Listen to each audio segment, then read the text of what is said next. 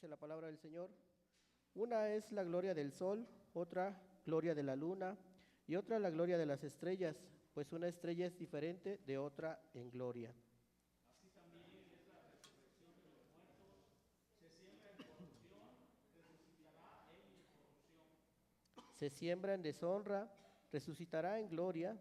Se siembra en debilidad, resucitará en poder. Se siembra cuerpo animal, resucitará cuerpo espiritual. Hay cuerpo animal y hay cuerpo espiritual. Así también está escrito: fue hecho el primer hombre, Adán, alma viviente; el postrer Adán, espíritu vivificante. Mas lo espiritual no es primero, sino lo animal, luego lo espiritual. El primer hombre es de la tierra, terrenal; el segundo hombre, que es el Señor, es del cielo. Cual el terrenal, tales también los terrenales, y cual el celestial, tales también los celestiales. Y así como hemos traído la imagen del terrenal, traeremos también la imagen del celestial. Pero esto digo, hermanos, que la carne y la sangre no pueden heredar el reino de Dios, ni la corrupción hereda la incorrupción.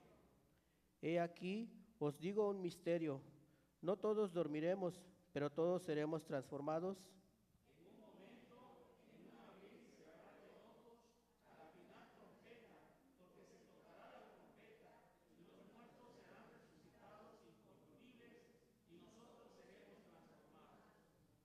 porque es necesario que esto corruptible se vista de incorrupción y esto mortal se vista de inmortalidad. Y cuando esto corruptible se haya vestido de incorrupción, y esto mortal se haya vestido de inmortalidad, entonces se cumplirá la palabra que está escrita: su vida es la muerte victoria. ¿Dónde está, oh muerte, tu aguijón? ¿Dónde, oh sepulcro, tu victoria? Ya que el aguijón de la muerte es el pecado, y el poder del pecado la ley. Mas gracias sean dadas a Dios, que nos da la victoria por medio de nuestro Señor Jesucristo. Así que, hermanos míos amados, estad firmes y constantes, creciendo en la obra del Señor siempre, sabiendo que vuestro trabajo en el Señor no es en vano. Vamos a continuar alabando a nuestro Dios. Bueno, hermanos, los invito nuevamente a que se pongan de pie. Vamos a entonar unas alabanzas a nuestro Dios. Hoy es un domingo glorioso porque recordamos que nuestro Señor Jesucristo murió, pero así como murió, venció a la muerte y resucitó. Y hoy es un domingo santo de gozo porque nuestro Señor demostró que Él era el Dios. Y vamos a cantar el siguiente canto basado en Isaías 53, del 3 al 5, titulado El Pretorio.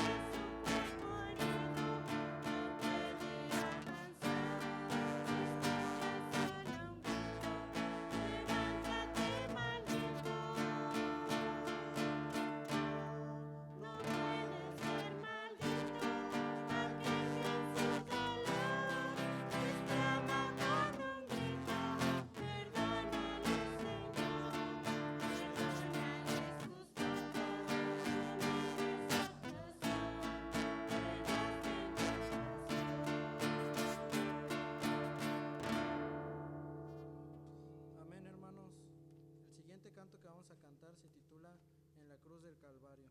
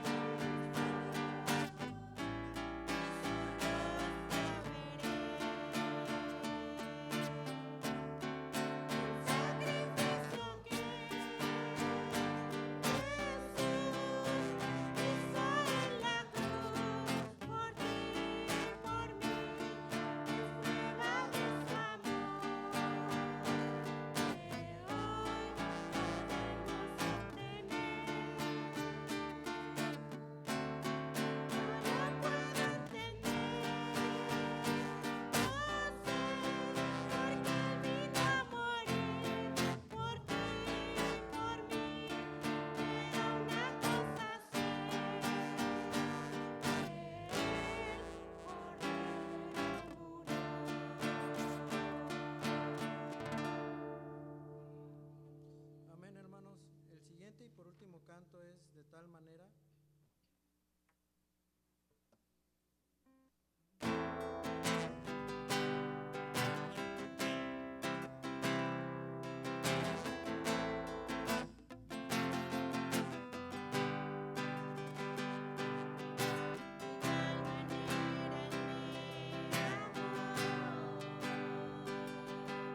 Que su vida no es salvo.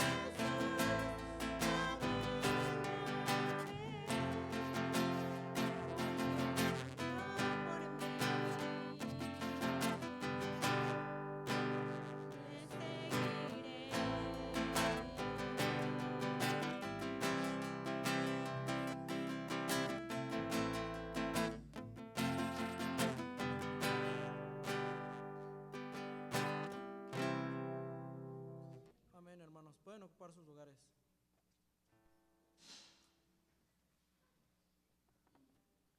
Le damos el tiempo a nuestro hermano José Galicia para la predicación de esta tarde. Pongamos atención, hermanos.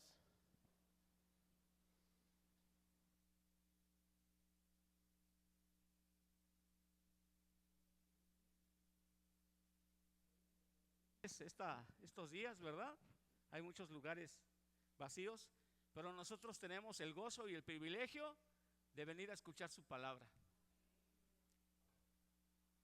¿Está usted contento como si Cristo hubiera resucitado? Tenemos esperanza, y una esperanza ciertísima. Así que vamos a orar. Amante Dios, te damos gracias porque dentro de tu infinita sabiduría inspiraste esta carta a los Corintios, este capítulo en específico, para explicarnos que tenemos una base, un fundamento, que no es ilógico, ni fabuloso, ni mitológico, que es una verdad sobre la cual descansa nuestra paz, nuestro trabajo y nuestra perseverancia en ti. Que esta mañana, Señor, mañana de resurrección, podamos recordarlo para poder vivir de acuerdo a tu voluntad, siguiendo tus pasos. En el bendito nombre de Jesucristo, amén. Vamos a esperar que pongan el PowerPoint. Mientras tanto, el título de este mensaje se llama Firmes y constantes en el Cristo resucitado. Si mantiene usted ahí su Biblia escrita, su teléfono, tablet, lo que sea, en la primera carta a los Corintios, no vamos a predicar todo el capítulo, aunque sí, pero seleccionando algunos versículos para que no sienta que se va a cansar mucho en el mensaje. Y vamos a compartir 5 puntos. El primero es el fundamento de nuestra fe, cuando menos en este pasaje de nuestra fe en la resurrección de Cristo. Y el quinto punto es una conclusión, a manera de conclusión del mensaje y a manera de conclusión del capítulo 15 a los Corintios. Dios inspira a Pablo para que ponga esta conclusión. ¿Por cuál creencia usted, por cuál creencia, afecto o convicción u opinión estaría usted dispuesto a morir? ¿Que le amenazaran, que renunciara a eso? Porque de lo contrario le darían muerte. ¿Por cuál se aferraría con uñas y dientes y diría, mi vida importa poco? Porque yo creo eso, me consta. Hace tiempo pasaba un anuncio en la televisión de la Lotería Nacional y salía un muchacho con toda la pinta de comunista, cuando menos de los años 70, con su barba, no le faltaba aquí su boina con la estrellita roja, y decía él con un aire de autosuficiencia, yo era comunista. Y luego esbozaba una sonrisa cínica y casi carcajada y decía, hasta que me saqué la lotería. Es cierto que muchas de nuestras convicciones tienen que pasar por pruebas, por crisol de veracidad, para saber si es una simple opinión que nosotros sostenemos o es una convicción que nos sostiene a nosotros. Del versículo 1 al versículo 4, el apóstol Pablo define qué es el evangelio. Dice que él les presenta a los corintios lo que él recibió, que el evangelio consta de 3 grandes verdades, sin una de las cuales la predicación estaría incompleta.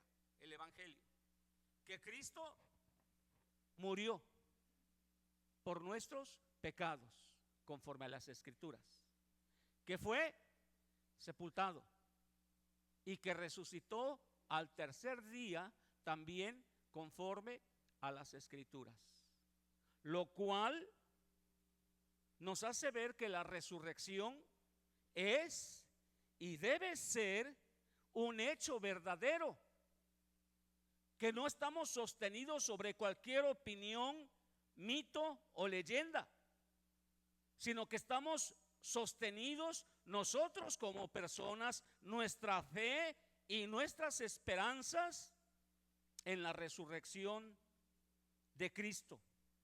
La honestidad del apóstol Pablo le hace expresar en el versículo 13 y 14, porque si no hay resurrección de muertos, tampoco Cristo resucitó. Y si Cristo no resucitó de los muertos, entonces nuestra fe, y si Cristo no resucitó, vana es entonces nuestra predicación, vana es también vuestra fe. De la resurrección de Cristo, de que fue un hecho histórico, verificable históricamente, de que realmente ocurrió, depende todo. Para que nuestra predicación tenga valor, para que nuestra fe no sea vana, para que no seamos huecos, inútiles, y para que nuestra fe no sea una farsa religiosa, dice Pablo con mucha honestidad. Era un hombre muy capaz, Dios le había dado muchas cosas, y él concluye: si la resurrección de Cristo no es un hecho verificable históricamente, nuestra fe es vana y damos lástima. Por eso estos 5 puntos: el primero, una base; el quinto, una conclusión; y los intermedios, razones, nos deben dar una razón para que la resurrección de Cristo sea una convicción en nuestras vidas. A fuerza de parecer simplista, hermanos, pero más bien sencillo, todo depende no tanto de la cantidad de nuestra fe, pero de la calidad de nuestra fe. El que usted venga, el que usted tome un ministerio, el que usted obedezca, el que usted viva una vida santa, el que usted proclame el evangelio, usted y yo quiero decir, el hacerlo o no, a fuerza de ser simplista, básicamente depende no tanto de la cantidad, sino de la calidad de nuestra fe. No es cierto que creemos la Biblia. Solamente creemos de la Biblia la parte que hacemos. Si creyéramos toda la Biblia, hermanos, ahorita estaríamos flotando en una nube de santidad y no cabría la gente de allá afuera aquí. Nuestra misión estaría repleta. La gente se pelearía por entrar y el mundo sería trastornado. Y cuando digo que no creemos, me incluyo. Solamente creemos la parte de la Biblia que obedecemos. Como aquel predicador que predicó un mensaje que impactó a toda la iglesia. Amén, decían todos y salieron bien contentos. La segunda vez, al siguiente domingo, el predicador volvió a predicar el mismo mensaje punto por punto y la gente pues le gustó, pero ya se lo sabían. La tercera vez, el tercer domingo, predicó el mismo mensaje y ya había caras de aburrimiento. La cuarta vez que predicó el mensaje, entonces ya los diáconos se acercaron y le dijeron: oiga, hermano, ¿qué no sabe predicar otro mensaje? Cámbiele. Y él dijo: no voy a predicar otro mensaje hasta que obedezcan el primero. Pues yo no sé cuántos mensajes me tendré que predicar a mí, porque muchas cosas no obedezco. Pero mis hermanos, depende de la fe. Depende de si creemos esta doctrina y enseñanza básica, que Cristo resucitó de los muertos. Amén. ¿Usted cree eso? Pues lo vamos a demostrar. Qué bueno que me respondieron amén. Lo vamos a demostrar a partir del rato que salgamos en las actividades de la iglesia, en los ministerios, en una vida santa, en dejar el pecado, etcétera, porque así termina Pablo esta carta. Bien, 5 razones para creer en la resurrección de Cristo y que esta sea una convicción que realmente cambie nuestras vidas. Hermanos, la razón número 1 es porque tengo un fundamento racional, confiable y seguro. Ojo, puse en primer lugar un fundamento racional. No somos fanáticos creyendo cuentos. La resurrección no es el mito de un grupo de habitantes de una aldea perdida ya en Galilea que se inventaron y que ha trascendido hasta nuestros días, manteniendo engañada a la gente, creyendo fábulas y cuentos. Una de las opiniones que más me dolió cuando yo empezaba en la vida cristiana, de un hombre al que sigo amando porque es mi padre, me dijo él: José, todas las religiones son un negocio, mantienen a la gente engañada para poder explotar su fe. Y yo me quedé pensando y dije: yo no veo eso aquí, no lo veo. Algo debe haber de verdad. Una de las cosas es la resurrección. Tenemos un fundamento racional, confiable y seguro. Voy a permitirme leer, tomado de un libro llamado Evidencia que exige un veredicto de Josh McDowell, o McDowell, no sé cómo se pronuncia, algo rápidamente. ¿Se puede probar? La pregunta que le hicieron es: ¿se puede probar científicamente la resurrección? Él dijo que no, científicamente no, porque para probar científicamente algo necesitas hacer un número n de veces el experimento para que una vez ocurriendo los mismos resultados llegues a una conclusión de ese experimento. Y le ponía el ejemplo del jabón, no sé si era jabón o jamón, pero creo que fue jabón. Dice: si yo agarro un jabón y lo pongo en el agua y no se hunde, pues ya, ¿no? Checo la temperatura, la presión, lo que sea, pero no se hunde. Si lo hago 100 o 1000 o 10,000 veces y no se hunde, ¿a qué conclusión llego? Pues que el jabón no se hunde en el agua. Ese es un experimento, el método científico para comprobar algo. Pero también hay otra manera de comprobar alguna cosa. Le dijo Josh McDowell al que le interrogaba: y está el método legal. Y es el método que usa la historia para probar la verdad. Y el método legal se basa en testimonios.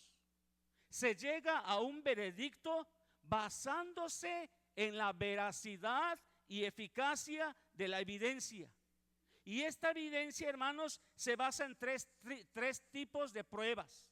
El testimonio oral, es decir, testigos que hablan algo a favor o en contra. El testimonio por escrito, documentos. El testimonio documental, espero que no haya aquí un abogado al que tal vez no me pueda corregir algunas cosas, ¿verdad?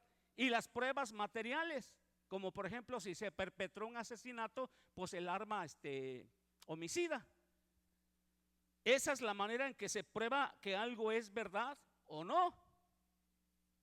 Se prueba con una investigación histórica hacia los testigos, hacia los testimonios y el curso de la historia. Le preguntó el muchacho a Josh McDowell: ¿y si se equivocaron los hombres que dieron su testimonio? Y esto es lo que va a contestar Pablo aquí. ¿No estarán equivocados? ¿No habrán alucinado? ¿No serán un grupo de fanáticos religiosos que a fuerza querían ver a su maestro resucitado? ¿La frustración del fracaso los hizo inventar algo, como desde el principio decían los enemigos de Cristo? Y responde Josh McDowell cuando le preguntan que si se equivocaron: de los 12, aparte del que se ahorcó, el traicionero, todos los apóstoles murieron como mártires. De Juan se dice que lo querían quemar vivo, pero que milagrosamente escapó de la hoguera y fue desterrado a Patmos, donde escribió el Apocalipsis. Pero que todos y los discípulos de ellos, Policarpo, Ignacio, Ireneo, y usted revisa la historia de los padres apostólicos, los discípulos de Juan, etcétera, muchos de ellos pagaron con su vida el creer que Jesucristo había resucitado. Y luego el muchacho le dijo: sí, pero muchos han muerto por una mentira. Y aquí yo recuerdo los kamikazes japoneses en la Segunda Guerra Mundial, que le decía el emperador Hirohito que si se morían peleando por Japón, iban al cielo japonés. No sé cómo sea el cielo japonés, ¿no? O los pilotos de los dos aviones que se estrellaron el 11 del 11 en las Torres Gemelas de Nueva York, ellos cuando se mataron con sus aviones creían que iban a despertar en el paraíso de Alá, llenos de manjares, llenos de mujeres muy hermosas, y que iban a disfrutar por toda la eternidad eso. Y sin ninguna duda fueron con su avión, y sabemos lo que pasó en las Torres Gemelas. Estaban equivocados. Entonces era una buena pregunta. Oiga, muchos han muerto por mentiras. Y Josh McDowell contesta algo, hermanos, que al menos a mí satisface mis preguntas más lógicas, más incrédulas de la vida cristiana. Él le dijo a este muchacho: sí, pero creían que por lo que estaban muriendo era una verdad. Si hubiera sido una mentira, ellos lo habrían sabido, y en el momento en que les iban a quitar la vida, se hubieran desdicho, se hubieran vuelto atrás y no hubieran asegurado que eran los testigos oculares de la resurrección de Cristo. Y a esto le da más fuerza el saber que, como lo dijo Jesús, hieran al pastor y las ovejas serán dispersadas. Y uno salió corriendo espantado porque con maldiciones había negado a su maestro.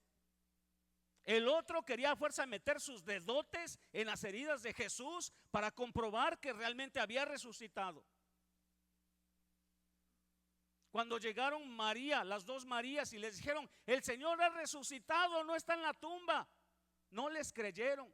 Y por eso la carrera de Pedro, rebasado por Juan, es para comprobar si realmente el testimonio, que por otra parte no podía contar como testimonio legal porque eran mujeres, para comprobar si lo que decían era cierto.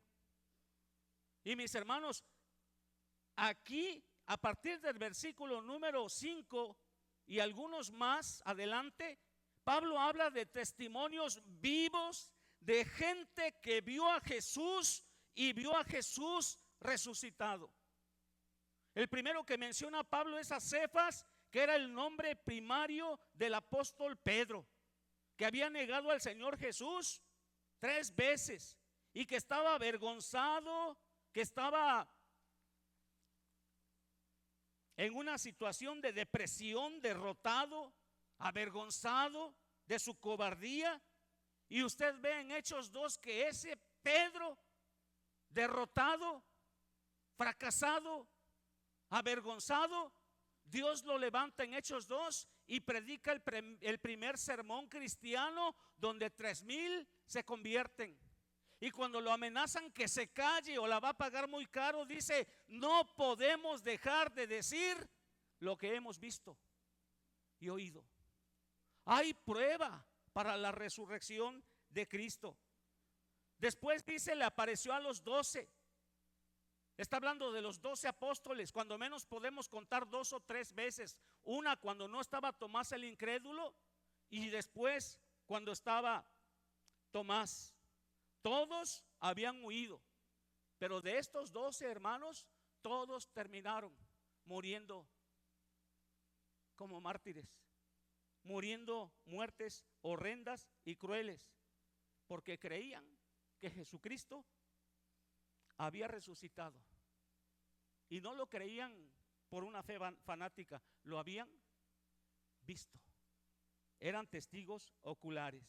Y luego Pablo da aquí una prueba sorprendente para aquellos tiempos y para estos tiempos. Dice en el versículo 6, después apareció a más de 500 hermanos a la vez. Y aclara, muchos de ellos ya están muertos, pero otros viven aún. Tú puedes ir a Jerusalén a buscar a esas personas y preguntarles, oye, ¿tú viste a Jesús? ¿Lo viste resucitado? Y muchos vivían, dice el apóstol Pablo. No es un tonto Pablo, no es un fanático, es una persona muy preparada y sabe que lo que está diciendo se puede tomar hasta como perjurio legal o como una mentira vil. Por eso recurre a estos testigos.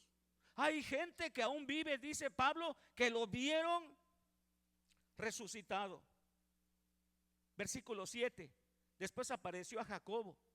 Y este Jacobo es el mismo Santiago que luego derivó en Santiago o Santiago, el hermano de Jesús. El otro era Judas, que también escribió su carta. Pero dice la Biblia que al principio Santiago y sus hermanos, cuando Jesús predicaba que era el Mesías, decían, está fuera de sí. Podríamos traducir eso como que mi hermano está bien loco. ¿Cómo está diciendo que es el Mesías? Y no creían en él, apuntan los evangelios, ni aún sus propios hermanos. Tuvo que resucitar Jesús y presentarse resucitado ante su hermano para que su hermano llegara a ser unos del cuerpo apostólico. Porque ya el primer Jacobo, el hermano de Juan, hijo de Zebedeo, ya había sido muerto, ya había sido eliminado. Y Santiago, el hermano de Jesús, aparte de escribir la carta que lleva su nombre, presidió el primer concilio cristiano ahí en Hechos capítulo 15. Pero no creía, hermanos. Hubo un cambio porque ellos vieron al Cristo resucitado. También sigue diciendo el apóstol Pablo en el mismo versículo 7, a todos los apóstoles. Y por si fuera poco, al final dice, al último de todos, como a un abortivo, me apareció a mí.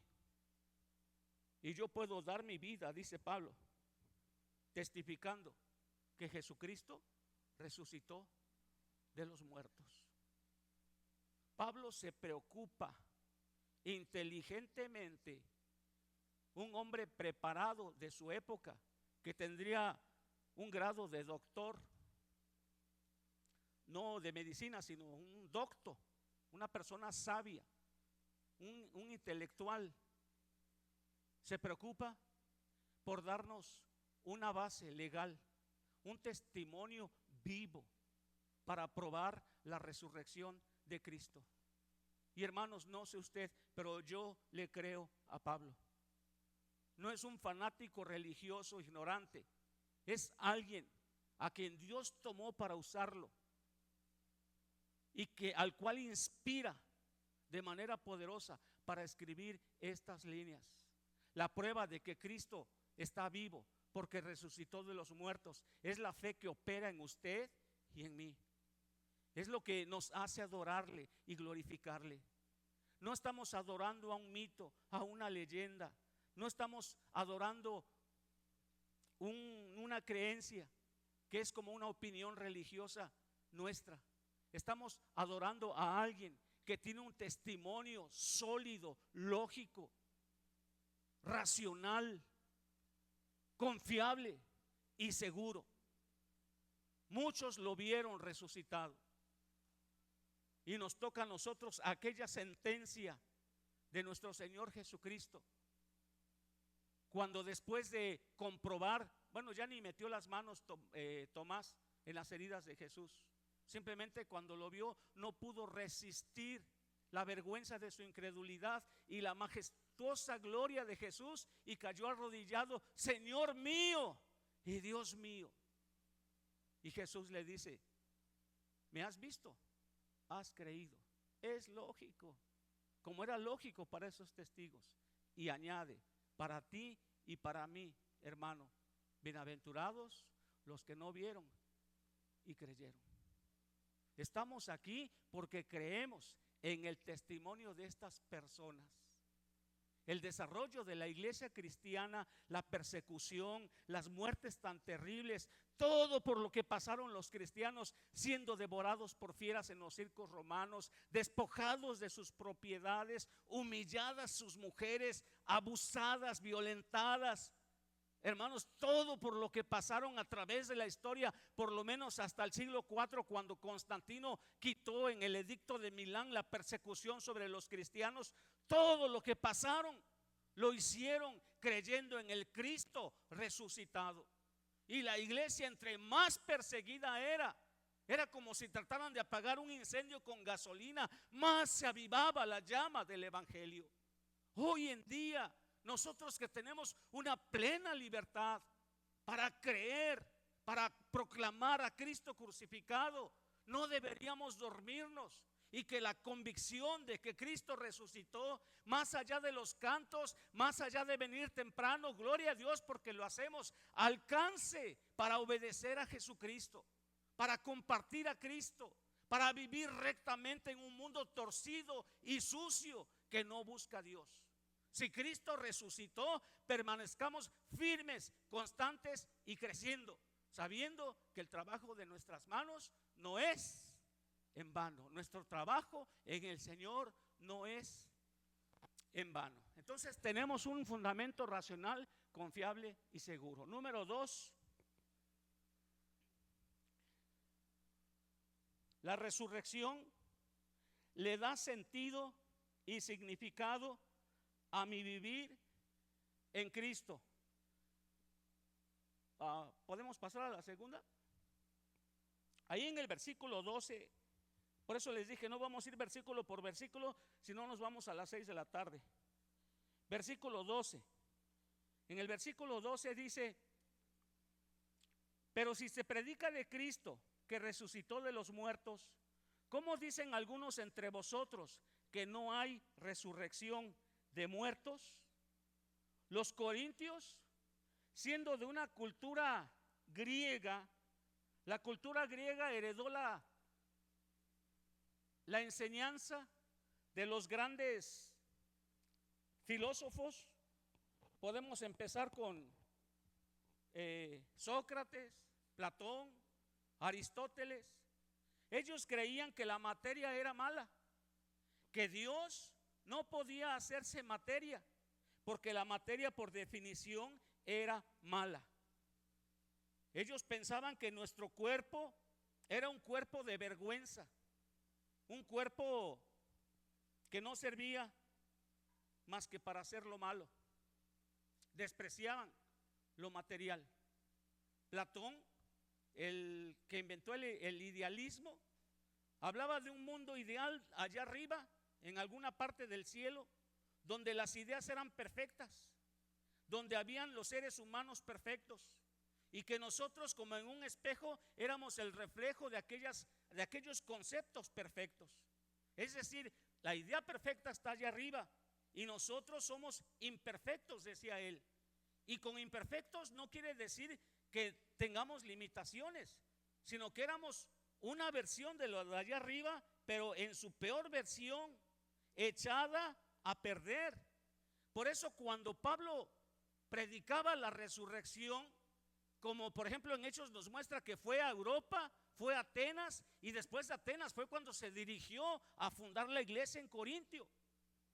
Y cuando en Atenas predicaba la resurrección de los muertos, en ese momento que todos estaban escuchando con atención la palabra de Dios, muchos empezaron a reír a carcajada abierta, y otros a manera de sorna le dijeron: luego te vamos a escuchar, porque según ellos, tener un cuerpo físico o resucitar en un cuerpo físico más bien era algo vergonzoso. Para ellos precisamente la inmortalidad consistía en deshacerse de este cuerpo despreciable y trascender a la eternidad. Por eso dice Pablo, muchos de aquí, versículo 12, dicen que no hay resurrección de los muertos. Y los versículos que mencionaba hace rato, oigan, pero si no hay resurrección de muertos, tampoco Cristo resucitó. Y si Cristo no resucitó, vana es entonces nuestra predicación, vana es también nuestra fe. Si la verdad de la resurrección de Cristo no es 100% cierta, nuestra predicación y nuestra fe es vana. Dice el versículo 15, y somos hallados falsos testigos de Dios. Y también dice el versículo 15, el cual no resucitó, si en verdad los muertos no resucitan. Dice el versículo 18, entonces también los que durmieron en Cristo perecieron, murieron en sus pecados, porque Cristo no resucitó.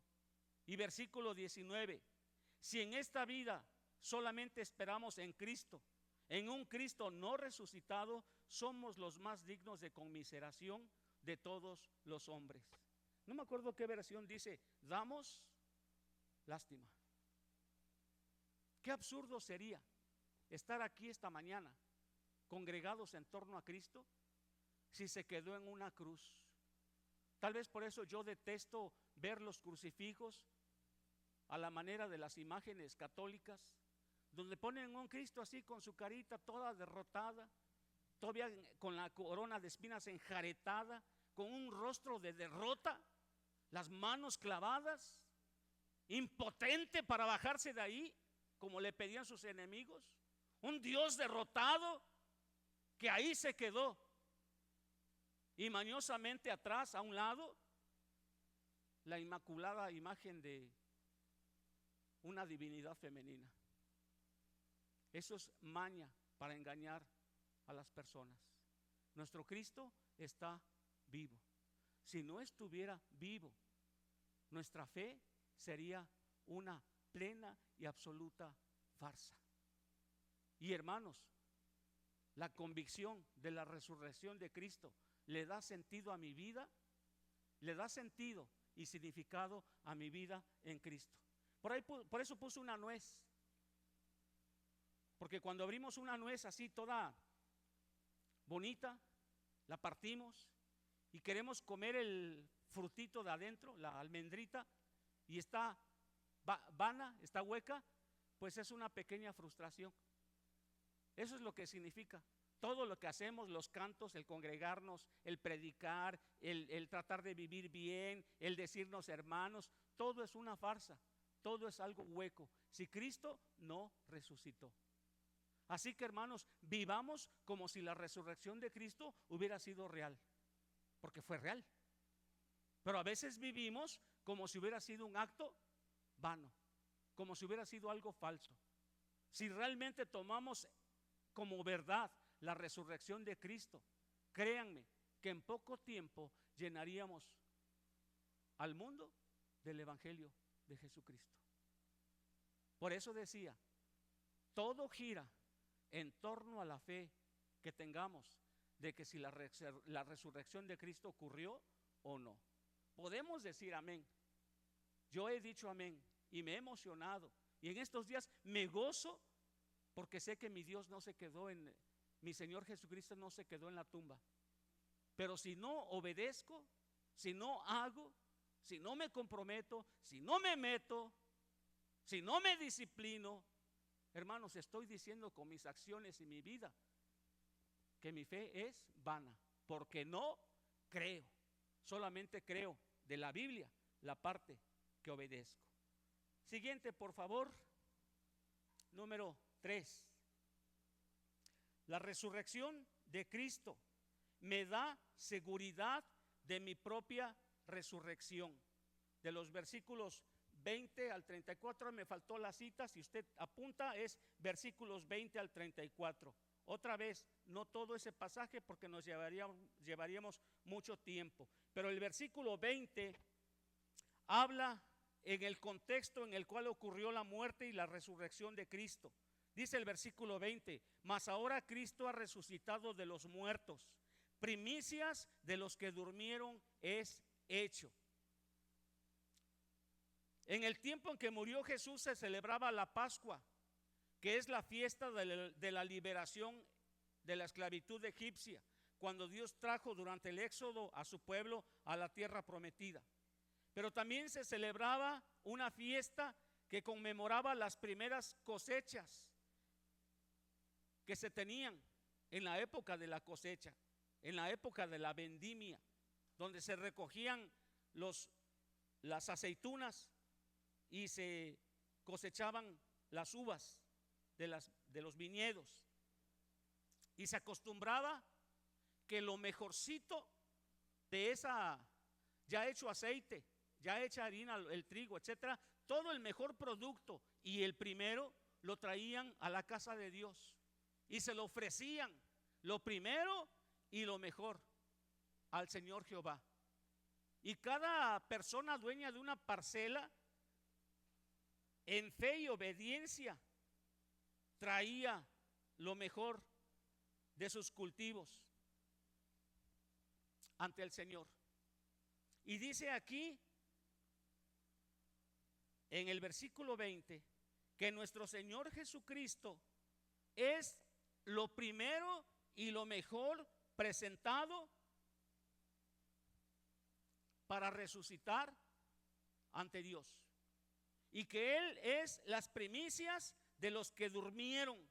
Y cuando hablamos de los que durmieron, estamos hablando de los que durmieron en Cristo.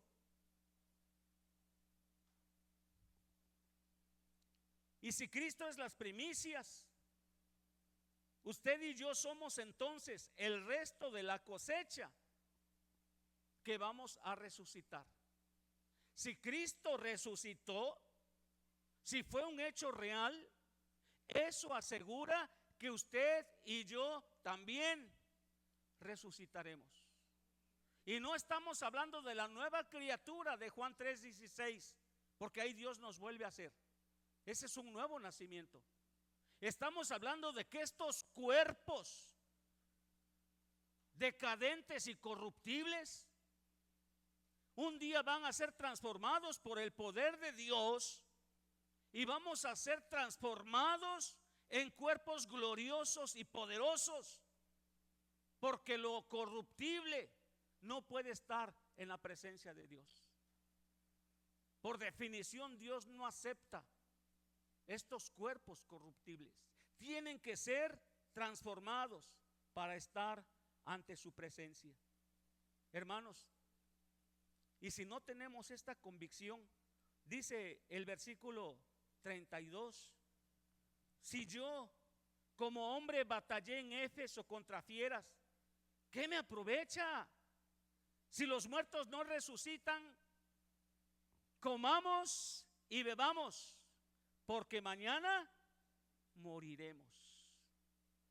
El mundo sería, y a veces así parece ser, y aún se mete en las filas cristianas, el mundo parecería una jauría de fieras. Imagínese una jauría de perros y usted lleva un pedazo de carne y lo avienta.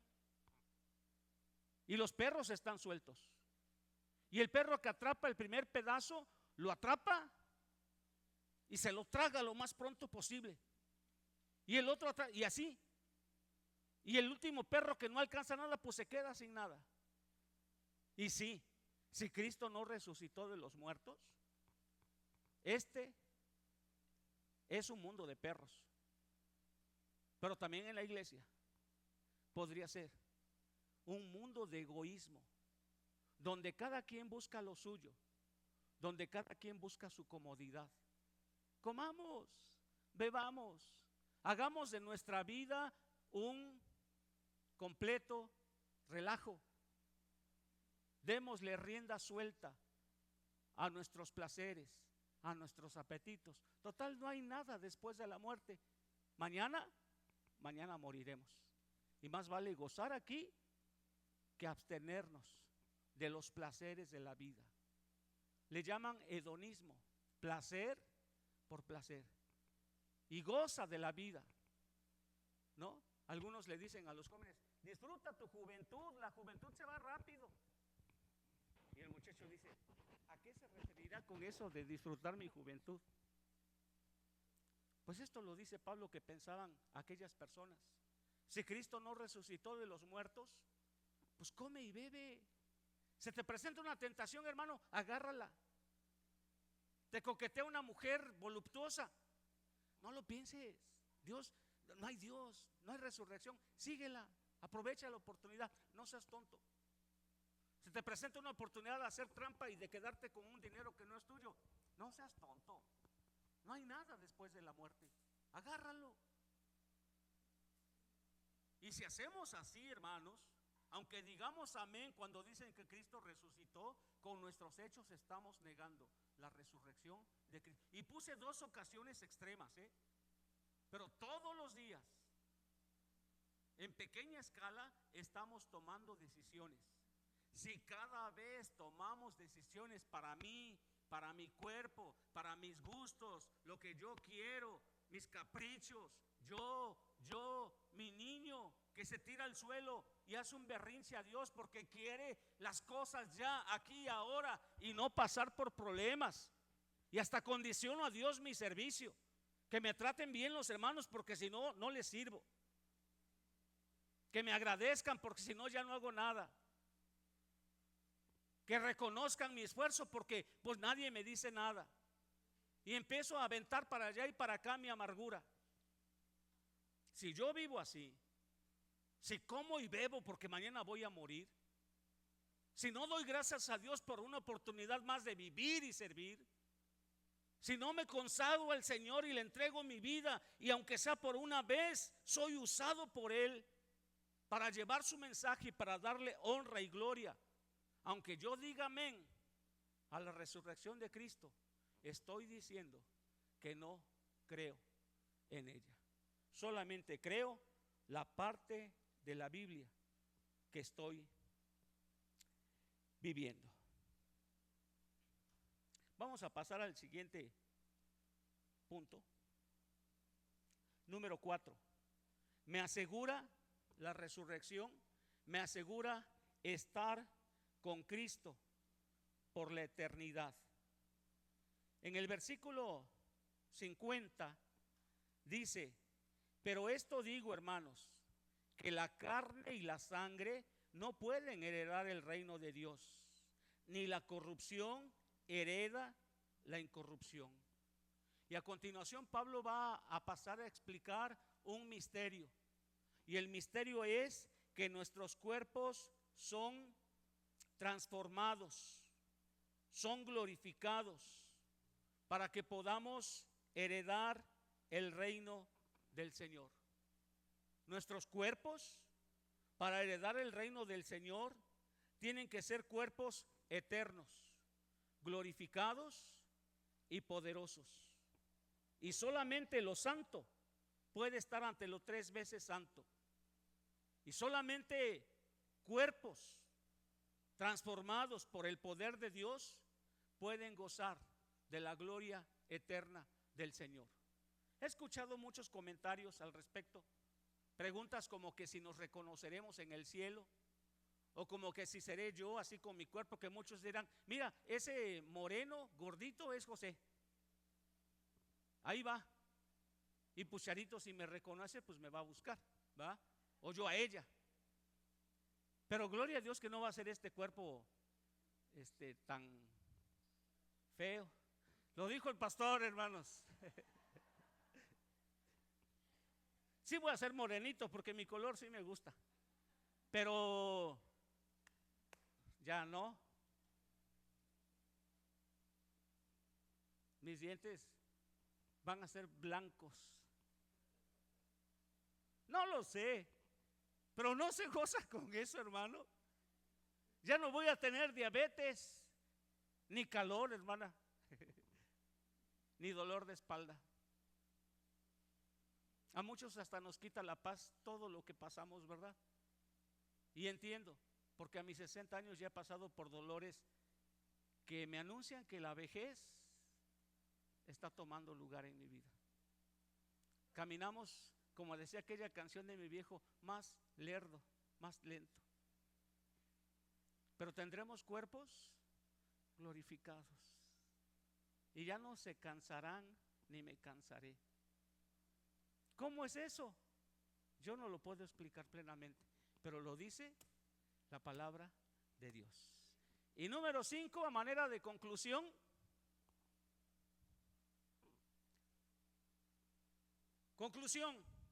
firmes. Como decían en la escuela primaria, cuando los maestros veían que estábamos echando mucho relajo en la fila, cuando hacíamos los honores a la bandera, decía el maestro Zacarías: ay, si no le hacías caso, venía y te pellizcaba. No los voy a pellizcar, hermanos, pero decía el maestro Zacarías: firmes. Y todos, era el maestro Zacarías. No echemos relajo, no tomemos a la ligera la vida cristiana. Ya es tiempo, y siempre es tiempo, de tomar en serio nuestra vida cristiana. Vean que en estos últimos versículos las palabras del apóstol Pablo, hermanos, son de victoria, pero de una victoria desafiante. Dice a partir del versículo 54, este sí lo voy a leer, me voy a dar el gozo de leer esta porción preciosa de la palabra. Y cuando esto corruptible se haya vestido de incorrupción y esto mortal se haya vestido de inmortalidad, entonces se cumplirá la palabra que está escrita: sorbida es la muerte en victoria. La muerte no va a ser derrotada, va a ser sorbida. Y hasta donde yo entiendo, la palabra sorbida aquí significa no más. No va a haber muerte. Ni siquiera el concepto de muerte va a prevalecer. Ya nadie sabrá qué es la muerte. Ya que el aguijón, ¿dónde está, oh muerte, tu aguijón? ¿Dónde, oh sepulcro, tu victoria? Ya que el aguijón de la muerte es el pecado y el poder del pecado la ley. Mas gracias sean dadas a Dios que nos da la victoria por medio de nuestro Señor Jesucristo. Pero ojo, Pablo es muy serio en lo que sigue. Así que, hermanos míos, amados, estad firmes y constantes, creciendo en la obra del Señor siempre. Y la siguiente frase, hermanos, queda como para que la enmarquemos en una pared de nuestra casa y sigamos fieles, mejorando en lo que hacemos para Cristo, mejorando en nuestra entrega al Señor, sabiendo que vuestro trabajo en el Señor no es en vano. El que se abstenga de pecar no es en vano. El que los demás le critiquen y digan que usted es raro o rara porque no hace lo que ellos hacen, no es en vano. El perdonar aun cuando la persona no merezca ser perdonada, no es en vano. El continuar con su fe a pesar de que las pruebas se acumulen sobre su vida y ya no sabe cómo salir, no es en vano. El confiar en Dios, orar en los momentos más difíciles de nuestra vida y entregarnos a Él, no es en vano. El testificarle de Cristo a alguien que está perdido no es en vano. El hacer una disciplina de orar por las mañanas, en las noches o a la hora que usted pueda y disponga, pero que lo haga, no es en vano. El abrir la palabra de Dios y tomar enseñanza para nuestras vidas no es en vano. Firmes y constantes, creciendo en nuestra obra y servicio a Dios. Vamos a estar de pie y vamos a dar gracias a Dios porque nuestro Señor Jesús se levantó de los muertos y nos dio la victoria. Amante Dios, damos gloria a tu nombre, Señor. Gracias porque inspiraste a tu apóstol para que pudiera escribir inteligentemente, Señor, y demostrara científicamente, legalmente, si la historia es una ciencia, científicamente, la verdad de que Cristo resucitó de los muertos. Yo no te pido perdón por las preguntas que he hecho, Señor, pero te doy gracias porque cada pregunta es contestada exacta y certeramente en tu palabra. En este caso, la resurrección, contestada contundentemente, por un hombre al que inspiraste y usaste para darnos cuenta de que nuestra fe tiene fundamento histórico, legal, que nuestra fe no camina en vacío, pero también para desafiarnos que si realmente creemos esto como cierto, podamos vivir firmes y constantes, trabajando en tu obra, Señor. Habla al corazón de cada hijo e hija tuya aquí, y esta mañana, Señor, ayúdanos para ejecutar tu voluntad en nuestras vidas. Resucitaste y te glorificamos y te obedecemos en el bendito nombre de Jesucristo. Amén. Gracias, hermanos, que Dios nos bendiga.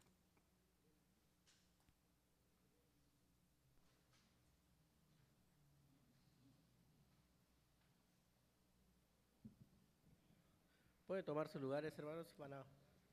Van a pasar nuevamente nuestras hermanas a una participación especial que tuvieron hace un rato.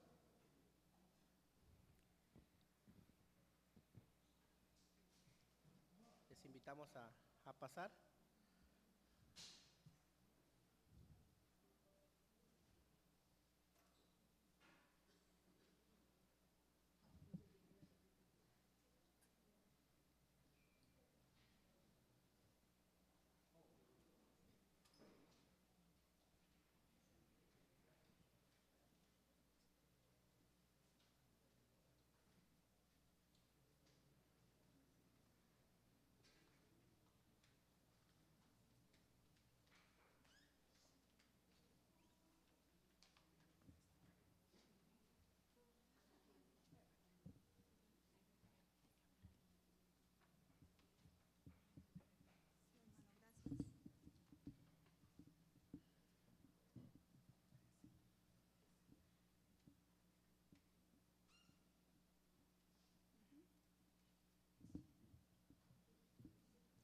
Y Él os dio vida a vosotros cuando estabais muertos en vuestros delitos y pecados, en los cuales anduvisteis en otro tiempo, siguiendo la corriente de este mundo, conforme al príncipe de la potestad del aire, el espíritu que ahora opera en los hijos de desobediencia, entre los cuales también todos nosotros vivimos en otro tiempo, en los deseos de nuestra carne, haciendo la voluntad de la carne y de los pensamientos, y éramos por naturaleza hijos de ira, lo mismo que los demás.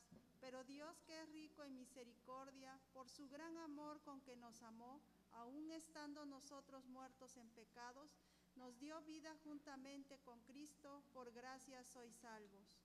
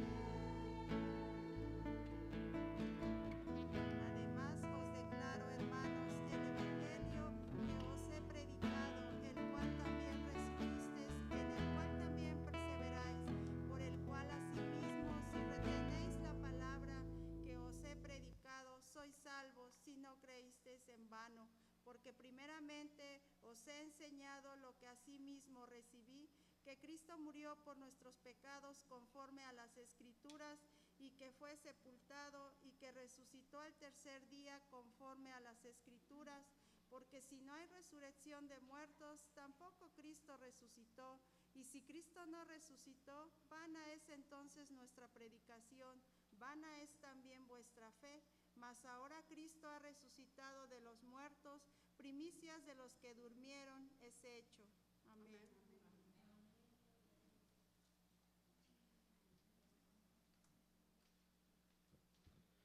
Gracias a Dios por este grupo de hermanas que rinden honor a nuestro Rey resucitado.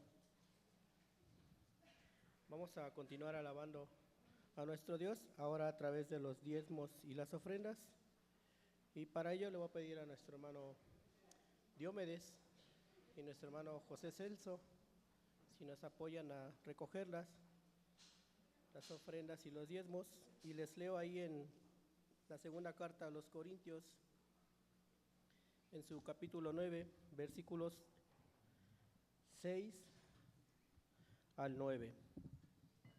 Pero esto digo, el que siembra escasamente, también segará escasamente, y el que siembra generosamente, generosamente también segará. Cada uno dé como propuso en su corazón, no con tristeza ni por necesidad, porque Dios ama al dador alegre. Y poderoso es Dios para hacer que abunde en vosotros toda gracia, a fin de que, teniendo siempre en todas las cosas todo lo suficiente, abundéis para toda buena obra. Como está escrito, repartió, dio a los pobres, su justicia permanece para siempre. Oramos con nuestro hermano José Celso.